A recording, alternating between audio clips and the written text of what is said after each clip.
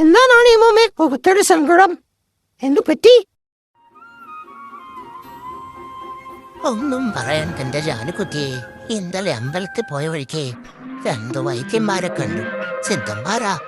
എനിക്ക് നല്ല മുടി കൊഴിച്ചിലുള്ളതുകൊണ്ട് ഒരു മരുന്നുണ്ടോ എന്ന് ചോദിച്ചു.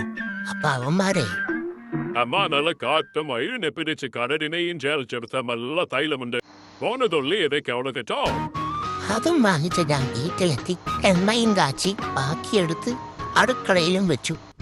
അതിനിടയ്ക്ക് എപ്പോഴോ കുമാരേട്ടൻ അതെടുത്ത് മേലാ സകലം തേച്ച് പുരട്ടി കുഴിച്ചു. ഇനിയിപ്പോ എന്നാ ചെയ്യുന്നൊരു ഐഡിയ ഇല്ല മോളെ.